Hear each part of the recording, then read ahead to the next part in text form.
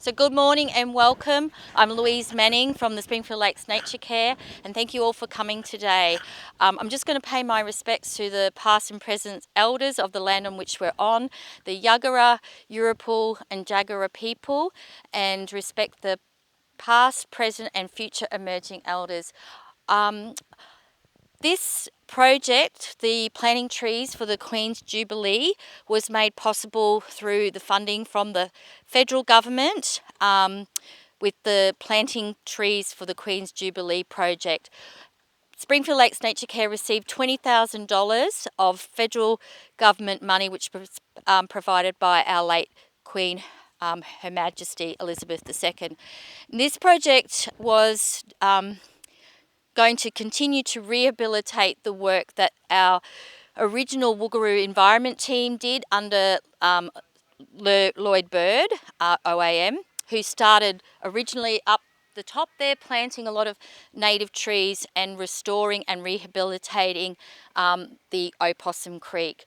So he did that work in like the early 1990s, and then he did it for about 10 years with a young team, and we have one of the original Woogaroo environment team members here today, Keith McCosh. And a lot of those people went on to, get jobs in council and environmental companies doing environmental work. So we as a Landcare group decided that it would be great to continue Lloyd's legacy, but we needed funding to get rid of a lot of the invasive weed. So the $20,000 has not only provided the plants that we're planting today, but it's also getting contractors in to remove some of the invasive celtus and other invasive weeds that we have growing in the area. And a lot of those come from birds spreading seeds. So it's an ongoing project, but when we get rid of the invasive weed like the lantana, the celtus, and we plant native plants in here, it actually creates better habitat for our wildlife, birds, butterflies, koalas and endangered animals as well, which is our powerful owls and our tusk frogs. So a couple of people asked me, well, what trees are we planting today? We're not doing any ground cover because under the tree project, the Queen would like to have canopy trees and small shrubs. So no ground covers, but mostly tall trees and shrubs. So I'll put these on display later, but I've got a little bit of information for you about them. So we're planting Angophora leocarpa, or commonly known as rusty gum. Eucalyptus territricornis, also known as Queensland blue gum, which is great for our koalas. The Corumbia citrodora, which is a lemon-scented gum, and also the gliders and koalas like this food tree. It also has beautiful flowers. The Yuggera pseudophorus, a foam bark tree, and a eucalyptus creba, which is a narrow-leafed ironbark, also favoured by koalas. Eucalyptus robusta, swamp mahogany, and it has beautiful flowers for the birds and butterflies. Eucalyptus microchorus, commonly known as a tallowood tree with beautiful yellow to lemon flowers. A Eucalyptus melonfolia, a silver-leafed ironbark, which is also popular with koalas and gliders like that because of the flowers. Lophostremon confertus, it's an evergreen native tree and its common name is brushbox, and also favoured by the koalas, or some people call it Brisbane box. So they're all local native species. And we're also putting in a bit of they've got wattles, acacia maideni, so that when they flower in spring, it'll have lovely understory flowering, and that'll bring birds and insects as well, and they'll have food sources throughout the year. The other one is Acacia fimbriata, which is the fringed wattle, and the last one is Acacia concurrens, commonly known as black wattle or Karakaba, and it's a common shrub here, and it has the fat wattle leaves with the little like long wormy kind of flowers. Okay, so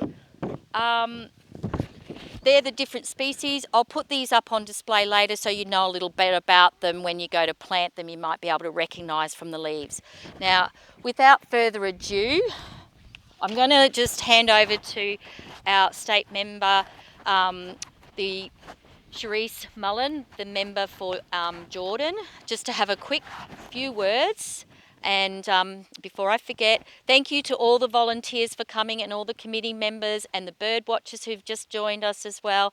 I hope you have a lovely morning and stay for our morning tea. We'll have tea, coffee, some special Jubilee cupcakes, fruit, cordial tea and coffee for you. So please don't leave before you have something to eat. Yeah, just be thankful to Ipswich City Council for allowing us to use the Bush Care site to make this place a better place for our wildlife. So I'll hand over to Charisse. So thank you. Come around this side, actually. Yeah, better. Hi everyone, I'm just going to keep this very brief. First of all, may I also acknowledge the traditional owners on whose lands we meet today and pay my respects to elders past, present and emerging. I have been a proud member of the Springfield Lakes Nature Care Group for a number of years now, and I'm just always in awe of the incredible projects they do to improve the environment around Greater Springfield, whether it is planting trees, and we have planted a lot of trees, and you know, it's a shame because we did a lot of planting here a few years ago, and you know, to come back and see the site is a little bit sad, but there's an opportunity, I think, to do some incredible planting in here thanks to this grant, you know, in the memory of the Queen Elizabeth II, which is really lovely, but there's also other wonderful activities that this group does, whether, you know, if you're into cane toad catching, which isn't my favourite activity, but I do go out and help with that sometimes as well. But there's just an amazing array of things. So if you care about the environment, if that's a passion of yours, I'd encourage you to think about joining Springfield Lakes Nature Care Group. I do want to thank Louise and David in particular for the grant that they managed to get. Getting grants isn't always easy, but they seem to do very well in terms of getting grants. But also to all of the Springfield Lakes Nature Care volunteers and everyone who's here today, getting up on a Sunday morning early, unless you've got children, of course, which gets you up anyway. But it's always just a pleasure to see so many people who care about the environment wanting to come and help do this planting. So thank you, and let's get planting. Oh, we have to do the ribbon. The ribbon? Okay. The ribbon, the official ribbon. Side?